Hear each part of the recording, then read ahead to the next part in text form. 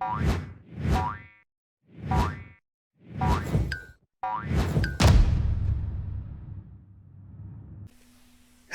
and welcome back to Frogboy X1 Gaming. I'm Andrew and today we're talking about Gran Turismo 7. So, if you've watched my videos, I did review Gran Turismo 7 probably about a week and a half ago now. So, apparently there has been some things that have come to the surface on Gran Turismo 7, seeing as the some of the winnings have been altered, therefore potentially leading to more time in game, in a racing game.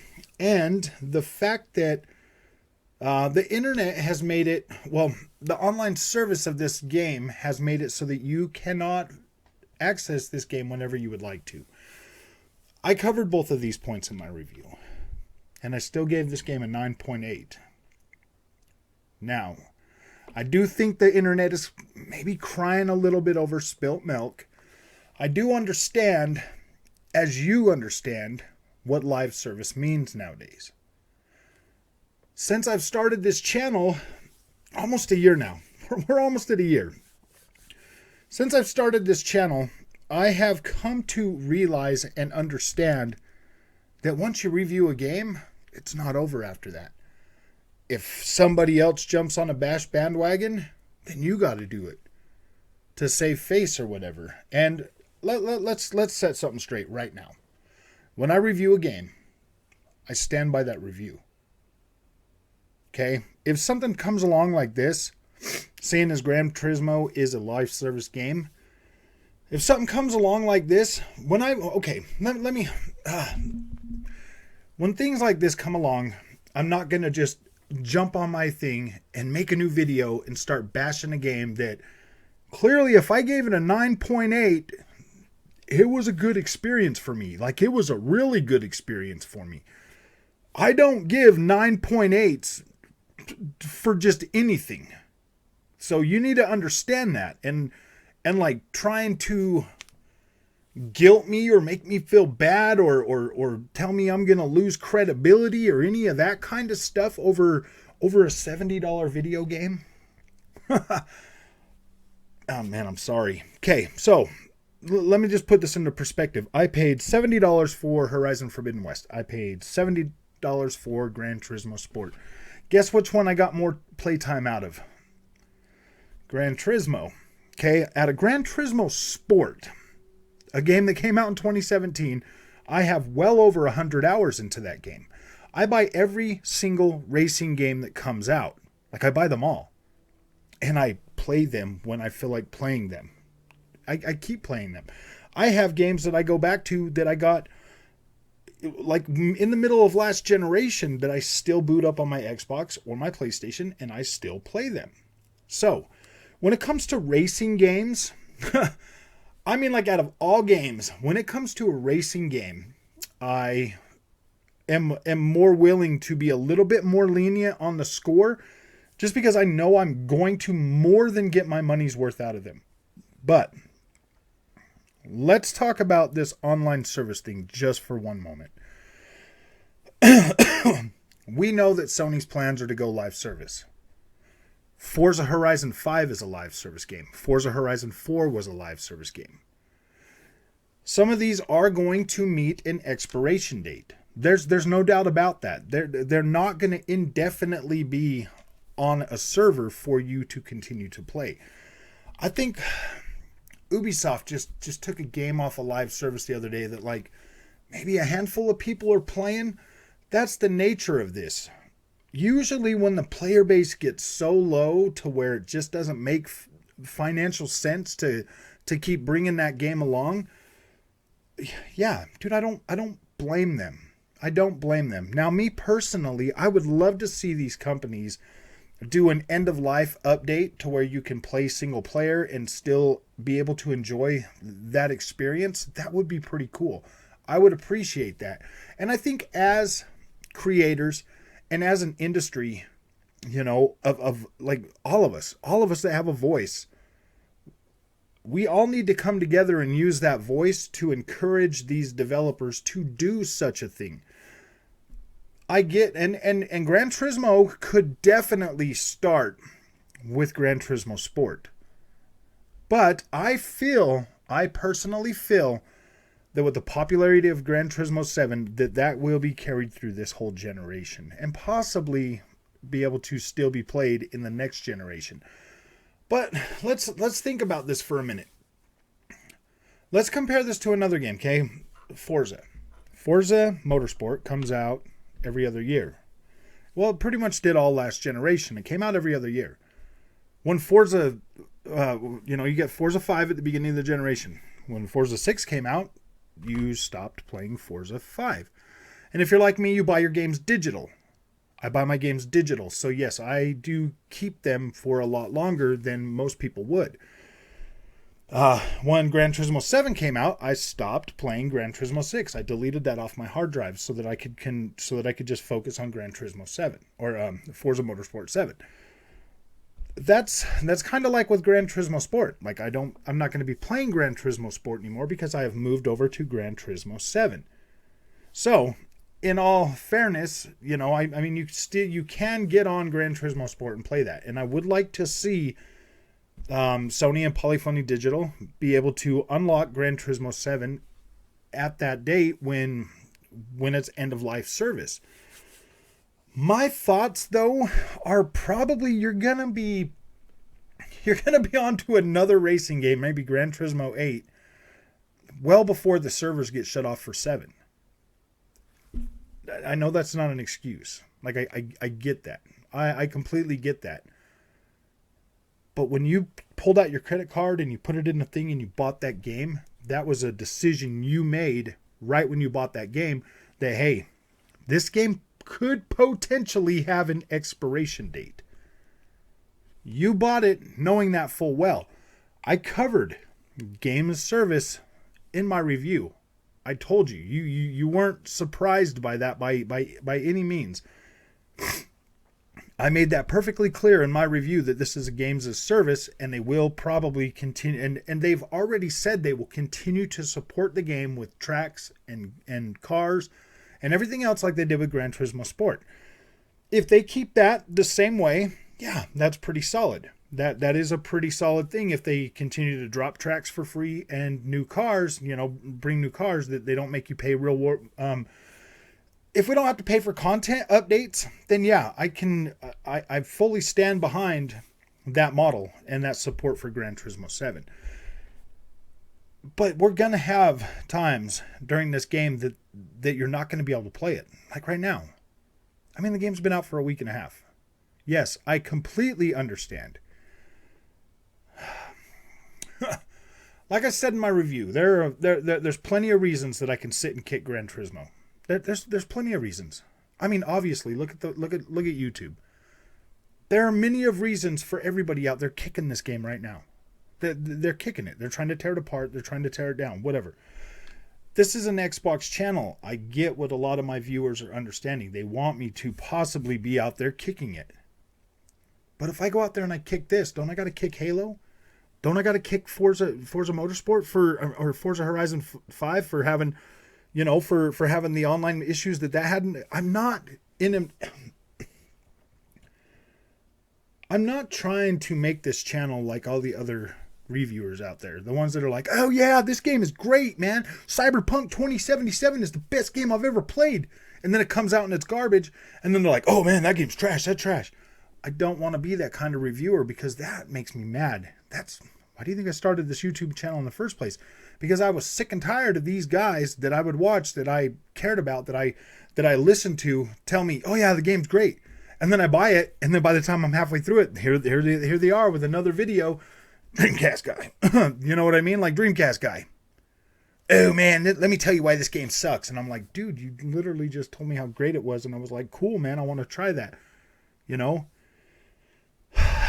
I don't want to do that. I 100% thoroughly enjoyed my time with Gran Turismo 7. And I still yearn to play that game. Okay? I still like that game, and I still want to explore that and be a part of that world because I appreciate what Polyphony Digital has brought with this Gran Turismo edition. The only other dude, I played Gran Turismo 4 for like 500 plus hours. I could see GT Sport or GT7 really filling in that gap and giving me that Gran Turismo. Like when I was playing this game, to be completely honest with you, I was feeling, maybe it was nostalgia, but I was feeling like, wow, man, this is great. This is what Gran Turismo needed to be. These are the steps they needed to take to bring this forward and to make this an experience that is not way too grindy like it used to be, but it's also, fair enough to where you're like, wow, I want to do this. Yeah, dude, I could get mad all day long that all the cars that I win, I can't go and sell them. Whatever. I'm filling out my list. I mean, like, yeah, I mean, I guess you can say that's kind of grindy if that's what you're doing, is trying to fill in that list. Yeah, that's pretty grindy, but man, I don't know. This is my thoughts on it completely, man. If you're a racer, if you're trying to learn how to sim race and you're trying to get into racing and all of that stuff, did you really buy the game to collect cars? Like seriously, did you really buy this game to collect legendary cars for there was actually a car in the thing that I went ahead and I was like, oh my gosh, man, that was $16 million. Like, I'm never going to try to get that much money to buy that car. Like, I have no desire to ever drive that, like, what is it, like a 1960s Porsche? Like, I have no desire to drive that car. None whatsoever. Like most of the cars that are going to be marketed in that, like, I have no desire to drive those. I'm a Chevy man. I love my C7R. Hopefully, Polyphony Digital will bring a C8R to it, and I'll be happy. That's the kind of car I want to drive. I try to get into a car, learn that car, and do all my practicing and everything, because most of it is getting into a car and then learning the tracks, learning the car with the track combination, so that you can compete, so that you can be better, so that you know your car and you know how it feels and you know what you're doing. Do you think race drivers in real life get to drive every single car they want? Do you think there's just like 400 different choices for them, and they go out there on the track and they work and they do a couple races and then they take that winnings and they go buy another car and start all over again from the bottom just to... Maybe there's a few, but no, like, racing is a profession. And if you want to learn and you want to be good at it, you're going to have to pick what you want. And the beauty of it being a game is you have that option to grind out whatever you want and to be able to use that. Now, I've seen some pretty freaking ignorant stuff today about Gran Turismo and the monetization thing. We all knew that this game was an online service. Like, we knew that from the gate, right when we bought it. I reviewed that. I covered that in my review 100%, and I still gave it a 9.8. The monetization of Gran Turismo 7. Let's break this down a little bit, because personally, my personal experience playing the game with the hardest AI,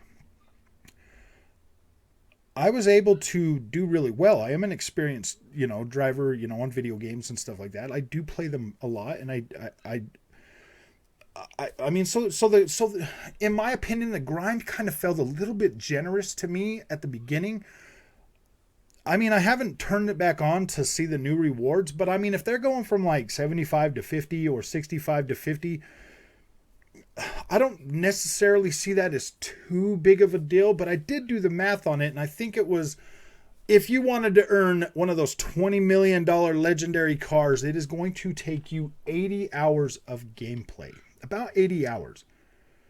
For one $20 million car. Like, it is going to take you, at $50,000 per race, it's going to take you 80 hours to achieve that. Do I feel like that grind is weighted? I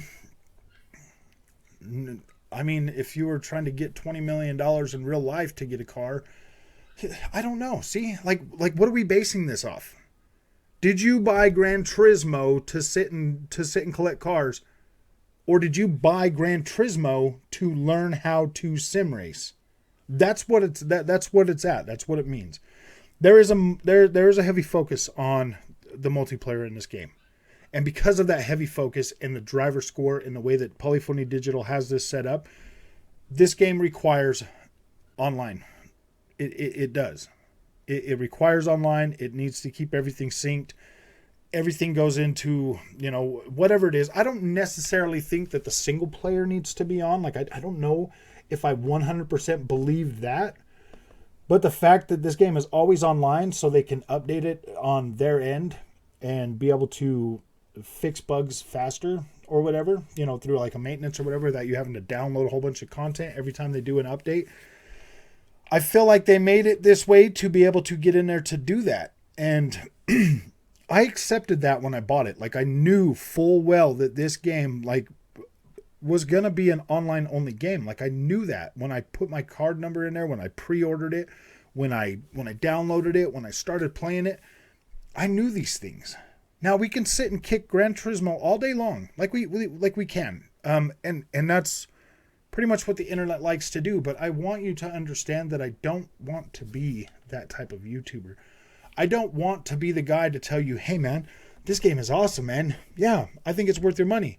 And then a week later, well, what is it? It came out on the 4th. 2 weeks later, come out and tell you, well, I got some bad news for you, man. That game you bought, poo, it's garbage now. Like, no, I'm not going to do that to you.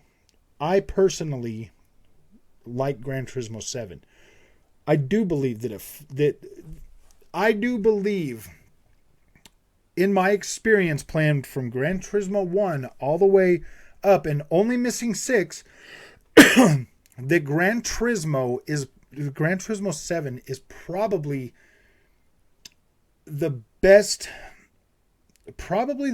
experience I've had with Gran Turismo, and the fact that it will consistently get more content updates could make this literally the legendary Gran Turismo experience that we've always wanted.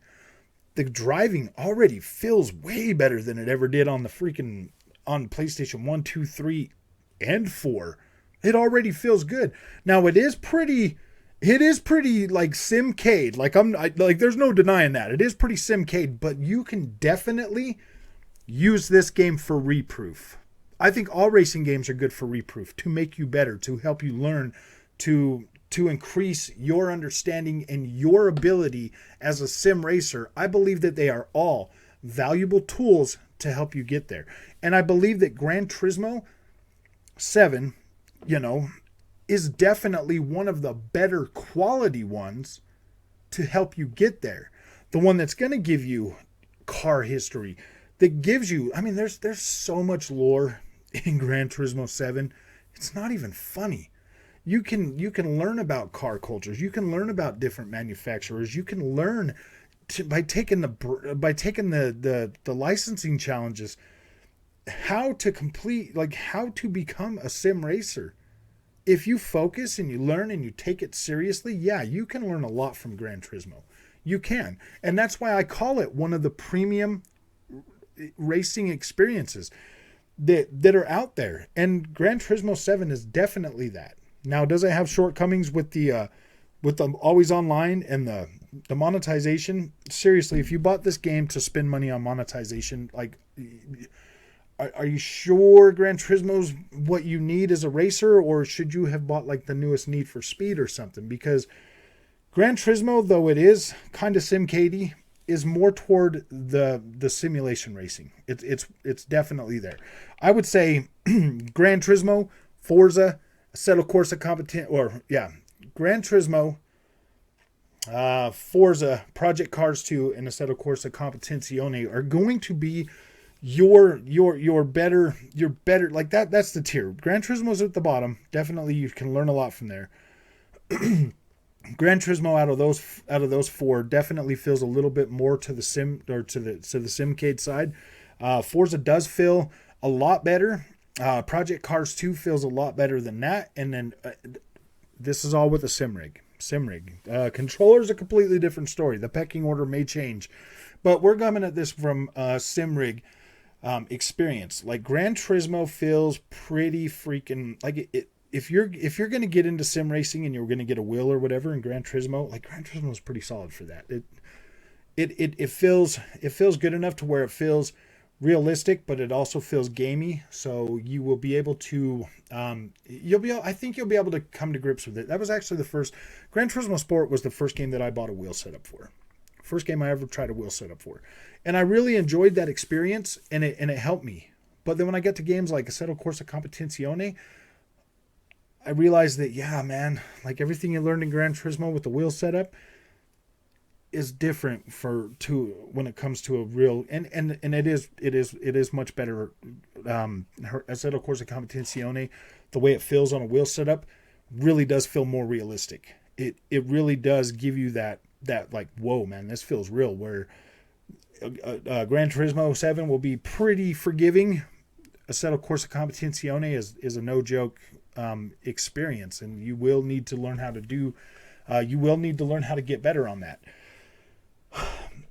But the fact of the matter is these are still games. People are going to learn how to play them as a game, and then they are going to take advantage of certain loopholes and all of that stuff to increase their speed or increase the way they drive. But every single one of these games are good for reproof. What's going on with Gran Turismo right now? Why I don't completely understand why they would want to change up, like why they insist on having the monetization in here. But I'll tell you what, if the monetization guarantees me free tracks and me free cars to earn and unlock, like, I don't care if other people want to buy them. Like, I don't care. Like, if you want to go out and spend your real world money to try to get through this game, like, people say it's pay to win. Yeah, okay, I guess you can. I mean, you still need the skill. You're still going to have to be able to control the car. Like, it's not going to drive for you. You can't just be like, well, I spent $300 on it, so I'm going to hit auto. There's no autopilot. Like, you're going to have to still drive the car. I mean, yeah, you can just drive really fast and smash through everything and possibly win. I mean, like, yeah, you could definitely do that. But, I mean, there are some races that are going to put limits on that. I mean, how much faster can you go if your car is really, I mean, set at a 700 limit, like a PP range of 700. You see what I mean? Like, yeah, you can try to pay to win all you want. But good luck, man. I mean, like, you're going to still have to learn how to drive the car. Like, you're going to have to learn that.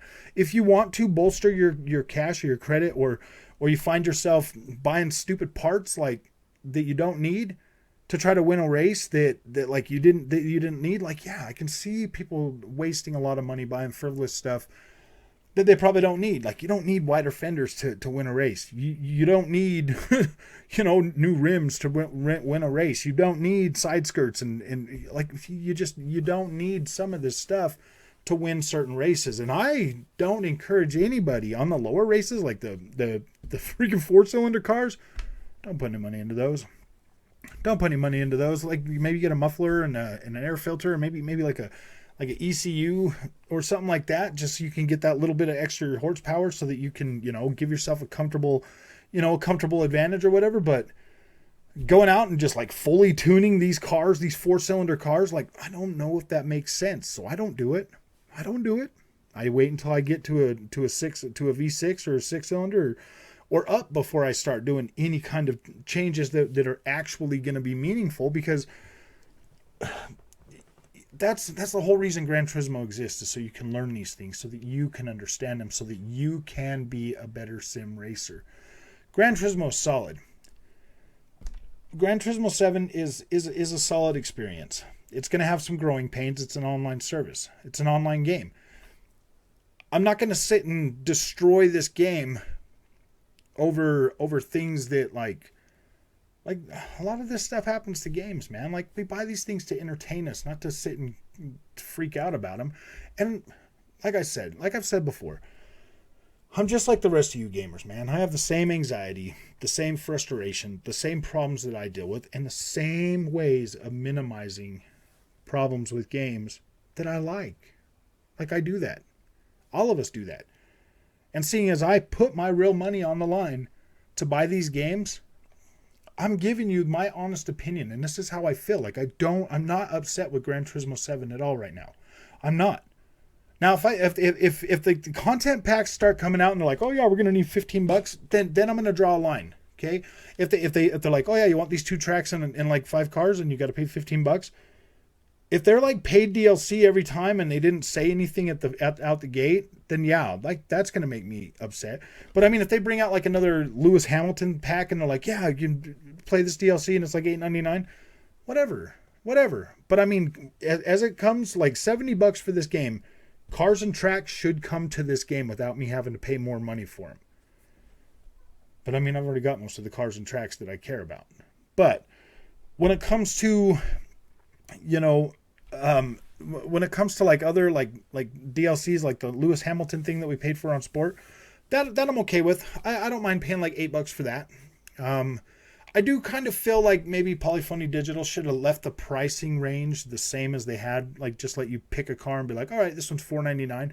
I feel like that would have been much better. But now that they've added like a way to buy credits, like me personally, I never felt the need to buy any of this stuff, so I don't care.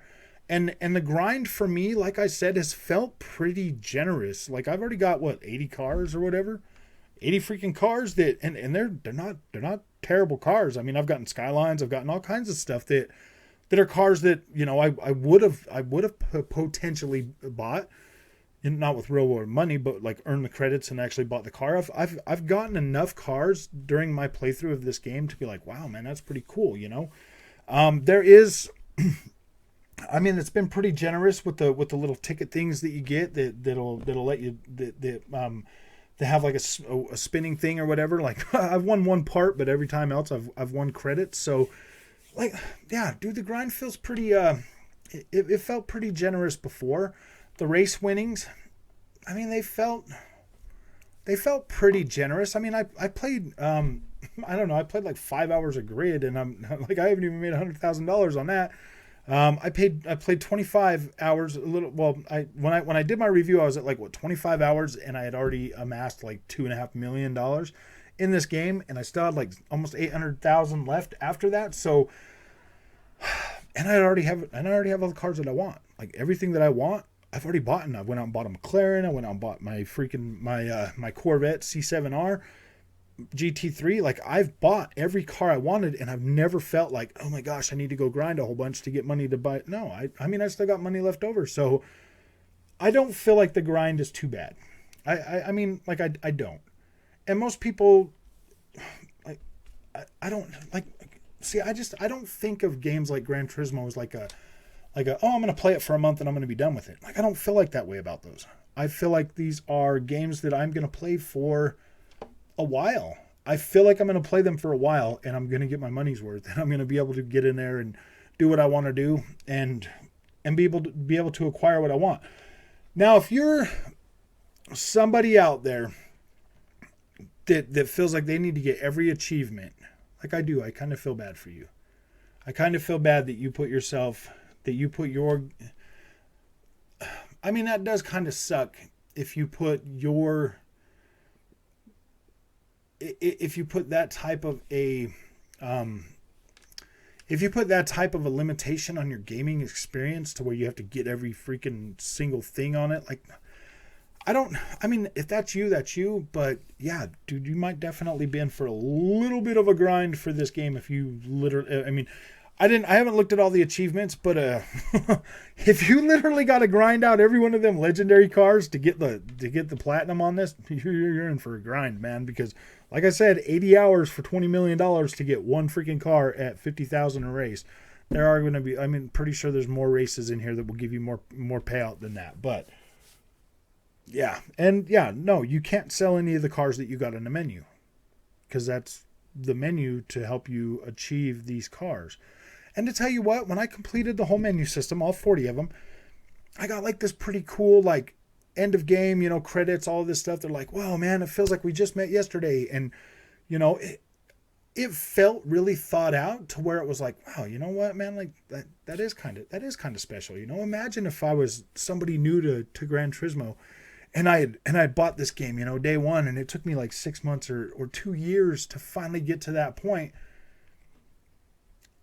And like I finally get there, and they're like, oh man, well, like, yeah, you learned so much, and you came along so far and stuff. And it was like these moments during this game that's like, wow, man, like, yeah, this feels really thought out, and it feels really special. And I think this is a love letter to older Gran Turismo players like myself. And a nice welcome to the younger guys, that need that instant gratification. Because trust me, this grind here was way quicker than anything I've ever ground in a Gran Turismo before. So I don't 100%. I'm not upset with the package that I received from Gran Turismo.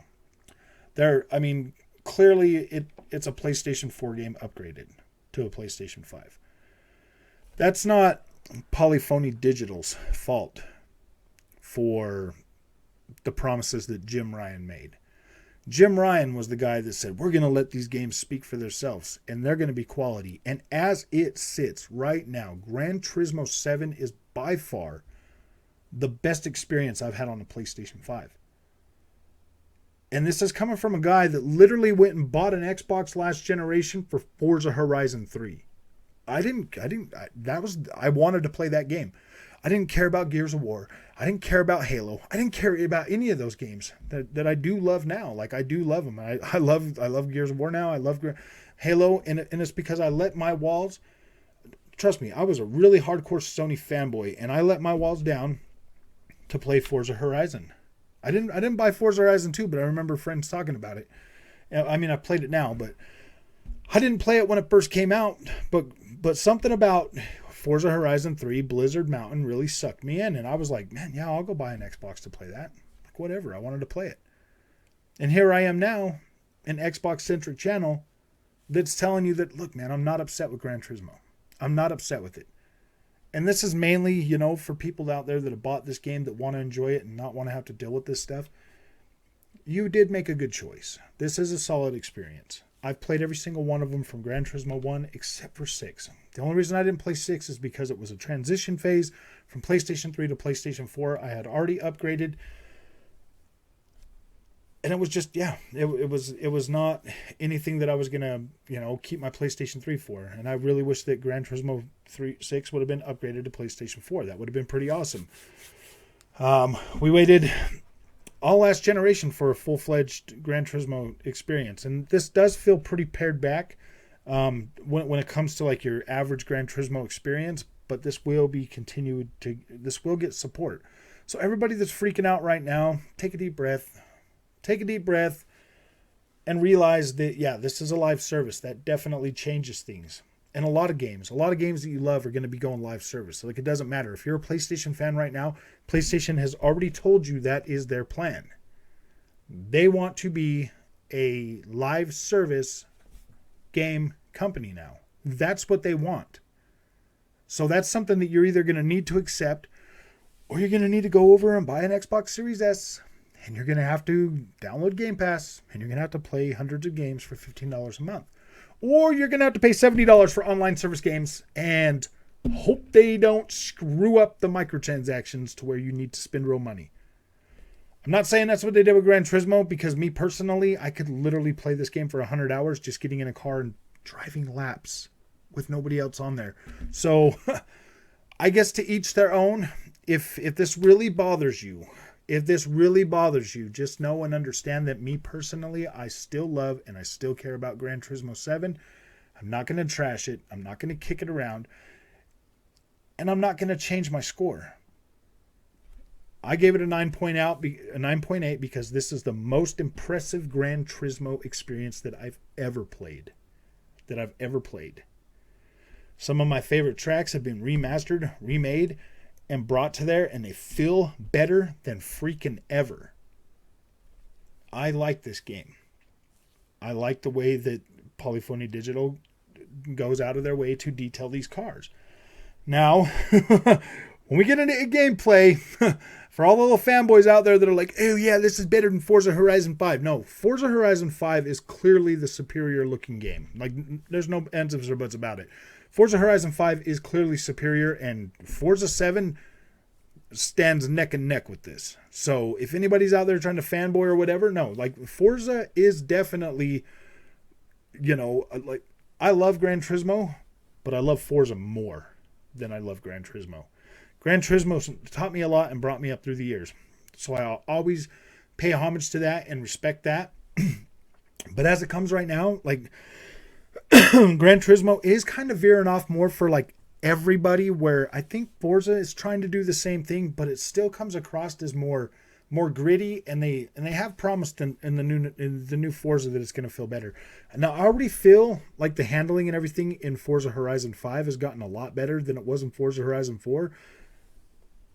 So I do feel like they do have something in the works, and only time will tell. Like, we'll have this game probably by the end of the year, and we'll definitely know more then. But I'm not going to kick Gran Turismo. I'm not going to lower my score. Now, if something else happens, down the road, maybe we'll revisit this. But me personally, I don't feel like this game deserves the hate that it's getting right now, and hopefully other people will come around and see that too.